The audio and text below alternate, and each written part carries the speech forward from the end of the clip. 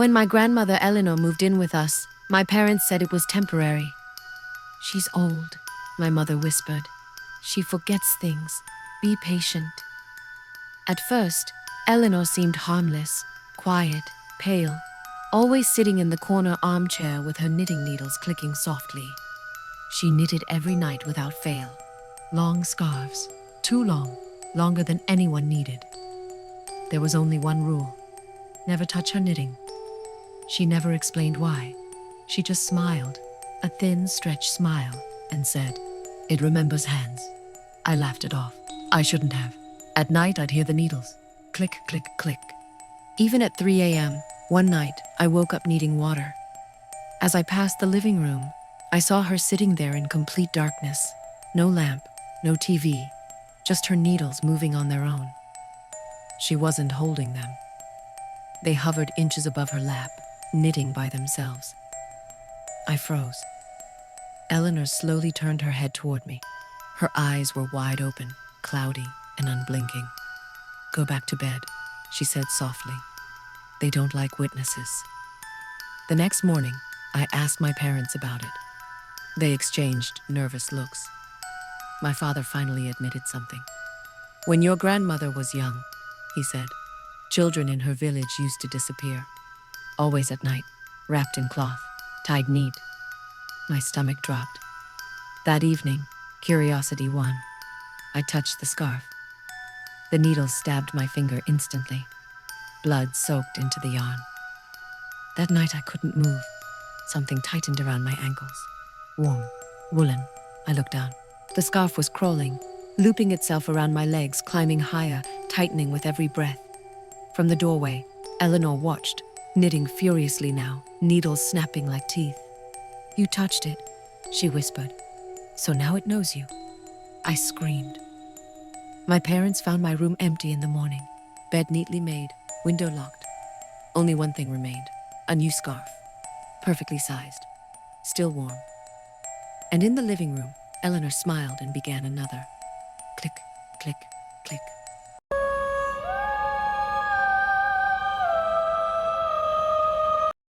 My grandmother's name was Miriam Crow, and everyone in our family agreed on one thing: she never slept after midnight. Growing up, I thought it was just old age insomnia.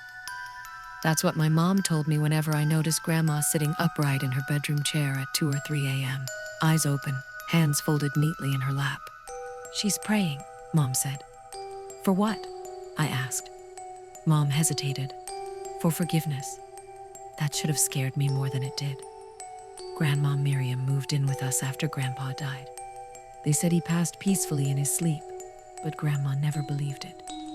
"He woke up," she whispered once while brushing my hair. "He just couldn't move." After she moved in, the house changed.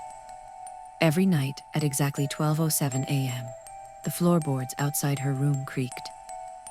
Always the same slow pattern: 3 steps forward, 1 pause, 3 more steps, then silence. No one was allowed to leave their rooms after midnight.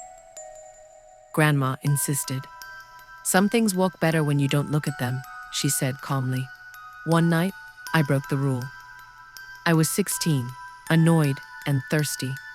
I opened my bedroom door just a crack and saw Grandma standing at the end of the hallway. She was facing the wall, perfectly still. Her reflection in the mirror at the hallway corner was smiling. Her real face wasn't. I slammed my door shut and stayed awake until sunrise. The next morning, Grandma made breakfast like nothing happened. Eggs, toast, humming softly. But her reflection in the microwave door lagged behind her movements, smiling when she wasn't. I asked Mom if she noticed. She went pale. That night, my parents finally told me the truth. Grandma had been a night nurse in the 1970s. A small private care home, elderly patients, dementia, comas, people who couldn't speak. Several deaths were ruled natural, but a former employee later claimed Grandma believed that souls tried to escape the body after midnight, and that it was her duty to keep them in. She'd sit beside patients, whispering to them, holding them down when they started to wake. "They don't like waking," Grandma used to say. "It hurts them." The care home shut down after multiple complaints. Grandpa knew everything. That night, the night he died, Grandma heard him moving in bed at 12:07 a.m. He was trying to leave, she said softly when Mom confronted her years later. I helped him stay.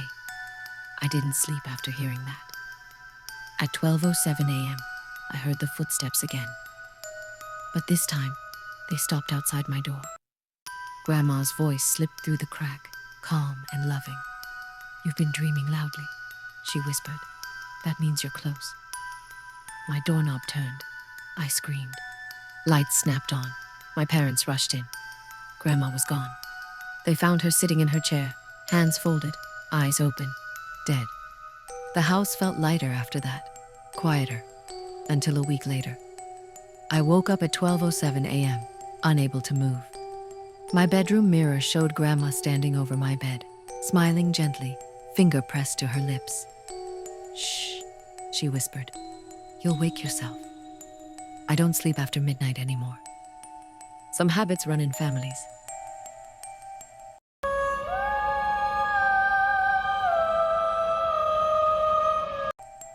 My grandmother's name was Ruth Calder, and she believed houses could remember pain. Not metaphorically, literally. The walls hear everything, she used to say, pressing her ear against them like a doctor with a stethoscope. And sometimes they answer. After Grandpa died, she moved into our old family house in rural Pennsylvania, a place already known for its creaks, cold spots, and a basement no one liked entering.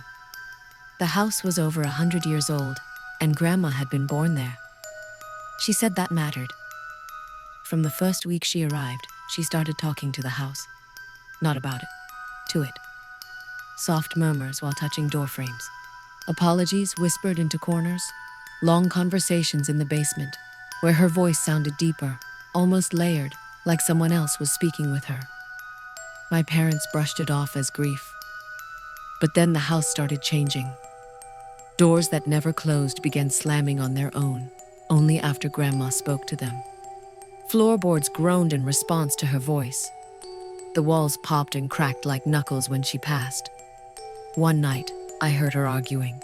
Not yet, she said firmly. She's not ready. The house creaked loudly in reply. My room got colder after that. Grandma began setting rules. No nails in the walls. No repainting. No mirrors facing doorways. Mirrors confuse it, she warned. And confused houses get hungry. I laughed until the house began reacting to us. When my father yelled, pipes rattled violently. When my mother cried, water dripped from the ceiling. When I had nightmares, the walls ticked all night like a clock counting down. Grandma claimed she was keeping things under control. I calm it, she said. It trusts me. I found her notebook by accident. Page after page of handwritten entries, not diary notes, but records, names, dates, rooms. Fed the guest room, 1972. Basement satisfied, 1989. Stairs restless again. My name appeared once, crossed out. That night, I followed her. She went into the basement at 2:13 a.m., carrying a small bowl. I crept halfway down the stairs and watched. She placed the bowl on the floor. Inside were teeth. Human teeth. Loose, yellowed, some with dried blood. She pressed her palm to the wall. I brought you something else, she whispered. Please, leave the girl alone. The basement walls shuddered, subtle, like breathing. Grandma sagged with relief. That was the night I learned the truth. The house didn't kill people. It collected them. It trapped pieces, memories, pain, voices, inside its walls. Grandma had learned how to negotiate with it, offerings instead of lives. She had been paying it for decades. When she died, the house went silent. Too silent. 3 days after her funeral, cracks appeared in the hallway walls, thin at first, then spreading like veins. I started hearing whispers at night, overlapping voices begging to be let out. The house was starving. My parents decided to sell. On the last night before we moved, I heard Grandma's voice clearly for the first time since her death. Run, she whispered. I can't hold it anymore. The walls split open. Not wide, just enough to show darkness behind them. Faces pressed from the inside, stretched and distorted, mouths open but screaming without sound. The house was full. We escaped. The house still stands. No one lives there long. Sometimes neighbors say they hear an old woman's voice through the walls, apologizing, begging, still trying to protect the last thing she loved.